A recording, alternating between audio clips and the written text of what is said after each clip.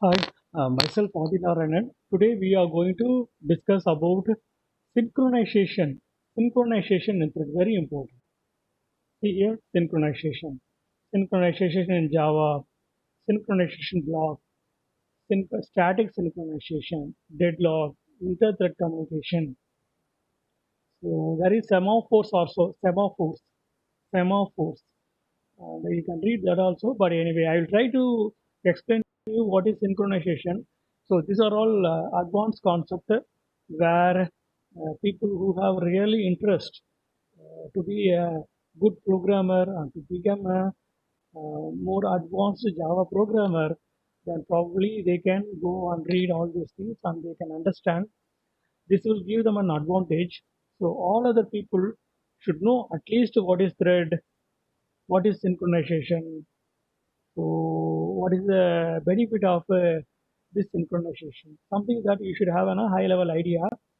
That is very important for all programmers. So, now see what is synchronization in Java. So, synchronization in Java is the capability to control access to multiple threaded to a shared. This is very, very important. When there is a shared resource, you should take care of.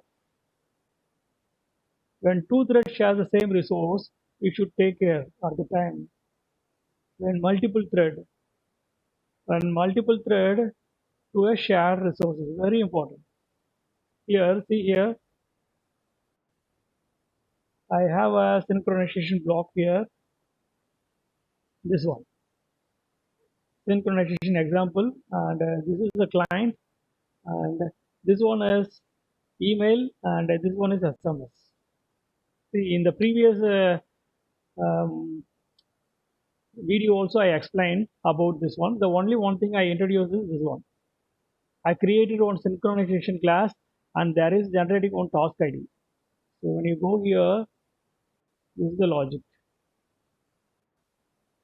Leave this one, we are using only this method, we are using only this method and this variable. Okay, if you see both the thread, both the SMS thread, see here, both the SMS in SMS thread also, see this one, SMS thread also I call generate task, from email also I call generate task. See, this one is email, sorry, this one is email, and see this one SMS. Here also I call this one. Both thread are using this method. Which method? Generate task. And this method, this line, this is thread right.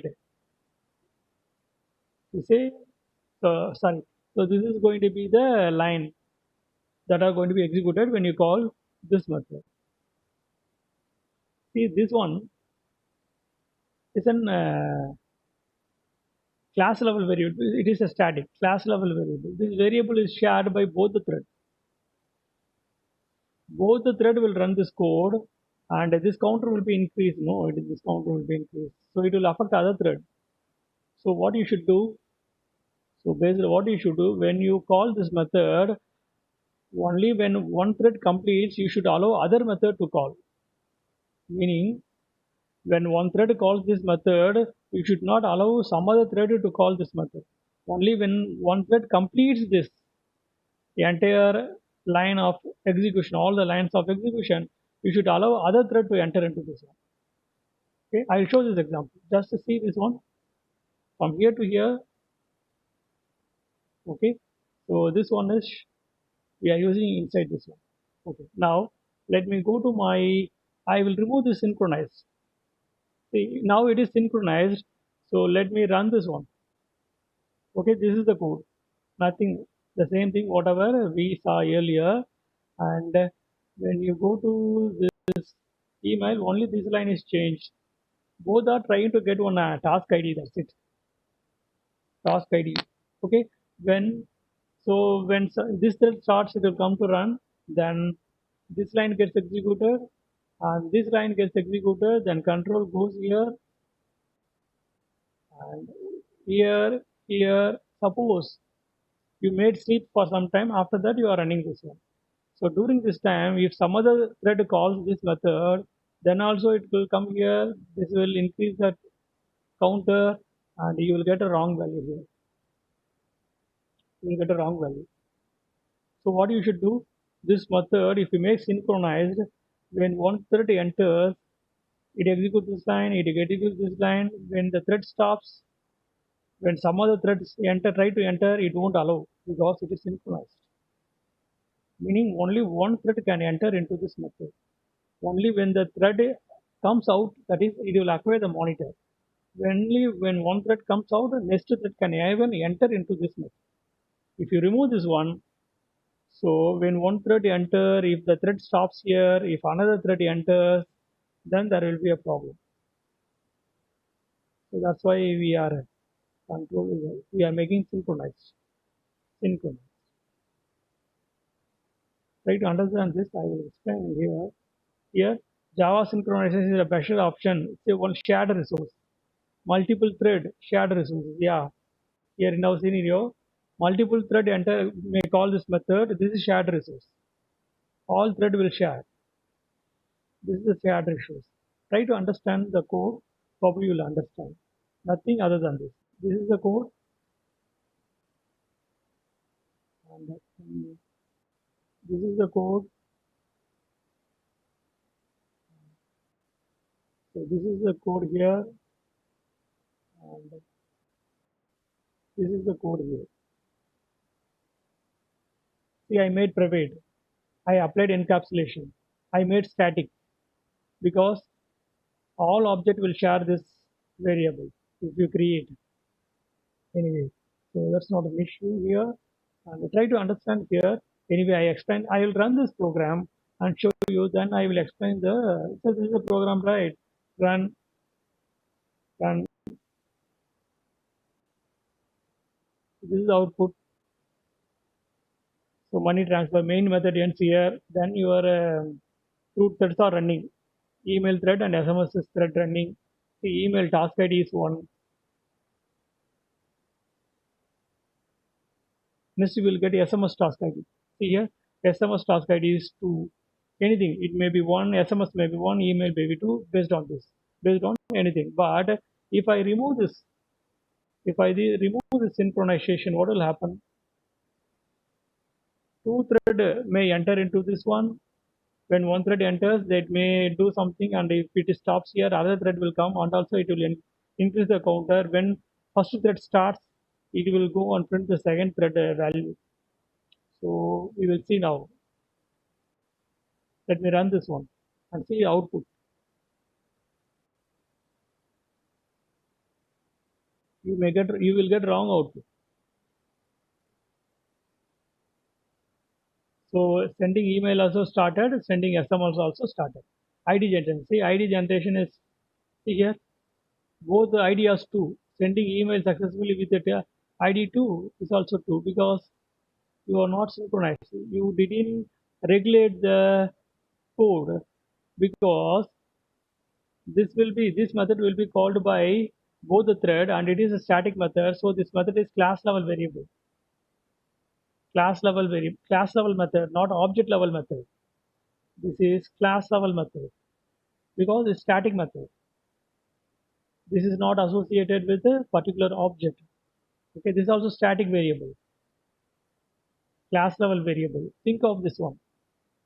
So it's not even static.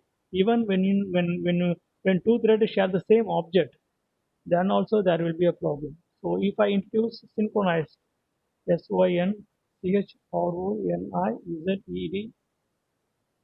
controllers, then see here ID generation started, then it will return this value. So all the things are regulated until the first thread is getting out of this one up to this one. Getting out of this one, second thread will not be able to enter into this. So that's the main idea. Synchronization. That is the main. When you read a string buffer, string builder is synchronized, meaning when one thread enter into that particular thing, no other thread can enter into that resource. Here, see there is to prevent thread interface. We saw the problem. To prevent consistency problem, these are the two problems that we are avoiding. So when you use a thread, then you should take care of synchronize. This is the method that we saw. synchronized method. There is synchronized block. This one we saw. This one we saw, and static synchronization. What I show you the example. Here you have the example. For other two things, here you have the example. See here, there is one class.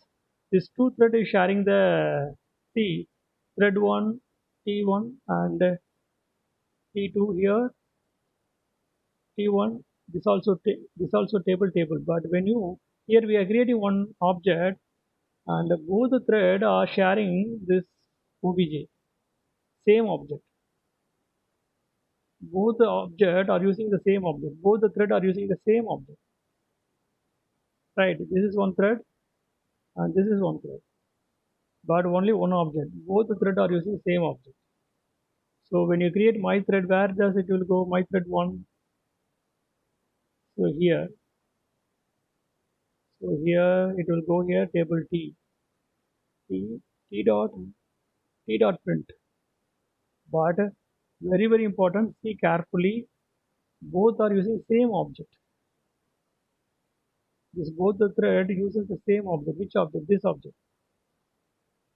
So when it called T dot print, it will call in the same object. This also calling T dot print. This also calling T dot. Try to understand. Only when you try to understand, you will know the confidence of your understanding. Only when you have a very good self-learning capability, you may be able to understand all these things. If you understand this one, probably you have a very good knowledge, very good grasping power, or technically move sound, something like that. So here, see here you are getting problem, wrong problem. But here see the same thing, just they introduce synchronize, that's all. And now all other things are same. All other things are same. But here you see the output. I showed you static method synchronization. They showed you this is non-static method synchronization, and the synchronization block. There is synchronization block also. See synchronization block example. Rather than synchronizing entire method, in the method, if there are 10 lines, you can block only 3 lines. See here, rather than synchronizing the entire method, this synchronized block, the synchronized block can be used to perform synchronization on specific resources on the method. Some lines, specific resource, some lines or specific resource, not synchronizing the entire method. So that's the difference between that and this. So in order to, so deadlock and inter-thread communication also related to that.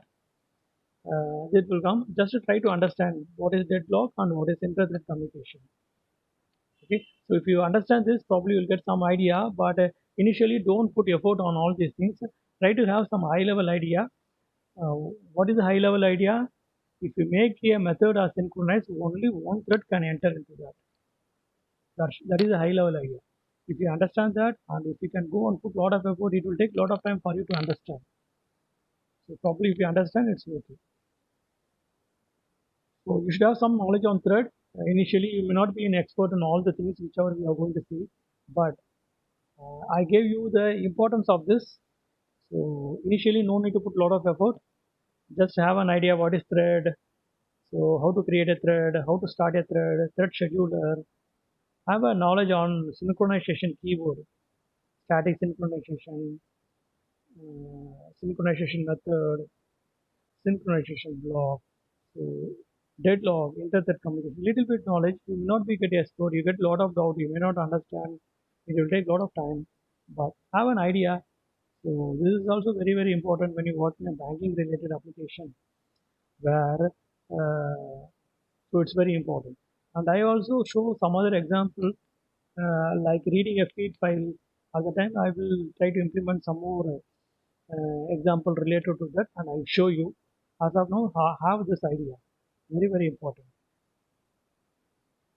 Have this idea very important. So you are going to have some knowledge on synchronization. Very important. Right? Just to see, this is the line very important. When multiple thread shared resources.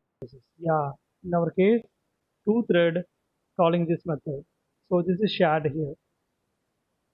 That's why we applied synchronization. That should be the takeaway from your side. Try to understand, probably you will get, and we also made it private so that no one can access this variable, and only this class can access this variable. So we are applying security. I made encapsulation, I made static, and so synchronized. I use threading. Try to understand this program. Even you may not able to understand, but try to understand. If you even get to some level, it will help you as a programmer. So thanks for your time.